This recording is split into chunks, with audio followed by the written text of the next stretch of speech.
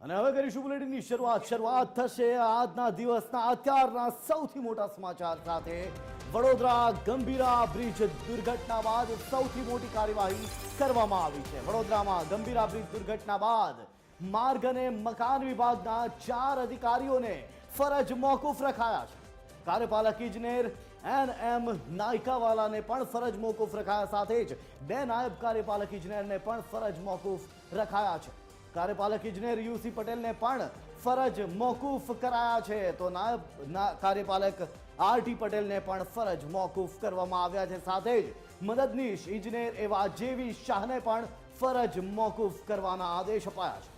પ્રાથમિક તપાસ અવલોકનના આધારે આ કાર્યવાહી કરવામાં આવી છે। રાજ્યના અન્ય જૂના બ્રિજની પણ હવે તાત્કાલિક ધોરણે ચકાસણી કરવા માટે પણ મુખ્યમંત્રીએ સૂચના આપી દીધી છે। તો ગંભીરા બ્રિજ દુર્ઘટના બાદ સૌથી મોટી કાર્યવાહી કરવામાં આવી છે।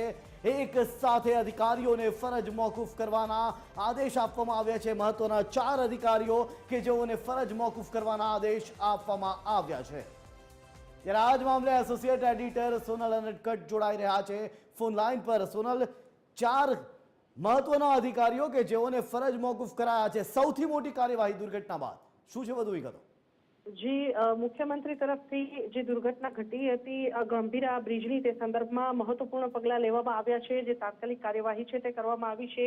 સમગ્ર જે દુર્ઘટના ઘટી તેના સંદર્ભમાં એક ખાસ ટીમ, તપાસ કમિટી જે છે તે રચવામાં આવી હતી। નિષ્ણાંતોની એક ટીમ જે આ દુર્ઘટનાગ્રસ્ત ગંભીરા બ્રિજ છે તેની અત્યાર સુધીનું જે કયા પ્રકારનું તેનું જે બાંધકામ હતું, કયા પ્રકારની ક્ષતિઓ હતી, તેના અભ્યાસ માટે થઈ અને ઇન્સ્પેક્શન માટે મોકલવામાં આવી હતી। અને તેના આધારે જે સામે આવ્યું છે તે રિપોર્ટને આધારે, જો કે રિપોર્ટ હજુ સુધી સબમિટ થયો નથી, પણ તેના આધારે જે વાત સામે આવી તેના પર 4 અધિકારીઓ સામે પગલાં લેવામાં આવ્યા છે। તેમને ફરજ મોકૂફ કરવામાં આવ્યા છે।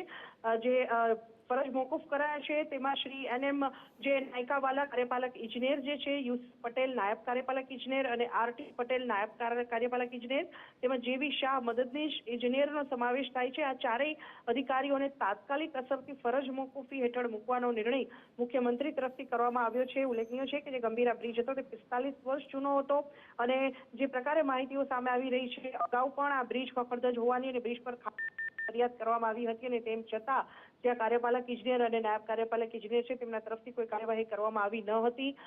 રોડ બ્રિજ પરથી જે ટ્રાફિક જતો હતો તે યથાવત રખાયો હતો। ભારે વાહનો પર પણ પ્રતિબંધ મૂકવાની તસદી જ્યાં કાર્યપાલક ઇજનેરો છે તેમના તરફથી લેવામાં આવી ન હતી અને તેના પગલે જ્યાં દુર્ઘટના ઘટી છે તેના સંદર્ભમાં આ 4 અધિકારીઓને જવાબદાર ઠેરવી અને તેમની સામે સરકારે આકરા પગલાં લીધા છે અને તેમને તાત્કાલિક અસરથી ફરજ મોકૂફ કરવામાં આવ્યા છે। આ ઉપરાંત મુખ્યમંત્રી તરફથી એક મહત્વપૂર્ણ સૂચના જાહેર હિતમાં એ પણ આપવામાં આવી છે કે રાજ્યના અન્ય જે જૂના બ્રિજ છે કે જે વર્ષો થઈ ચૂક્યા છે અને તે બ્રિજની ક્ષમતા કેવી છે, હાલ તેમની પરિસ્થિતિ કેવી છે, કેટલું વહન કરી શકે છે, ભાર કેટલો વહન કરી શકે છે, આ તમામ બાબતો જે છે તે ચકાસવાના આદેશ પણ મુખ્યમંત્રીએ વધુ એક વખત કર્યા છે। જ્યારે આ દુર્ઘટના બની ત્યારે પણ મુખ્યમંત્રી તરફથી આ પ્રકારના આદેશ કરાયા હતા કે રાજ્યના તમામ જે જૂના બ્રિજ છે તેની કેપેસિટી ચેક કરી લેવામાં આવે કે જેથી કરીને ભવિષ્યમાં આવી દુર્ઘટના ન બને। જી આભાર સોનલ, સમગ્ર માહિતી આપવા બદલ।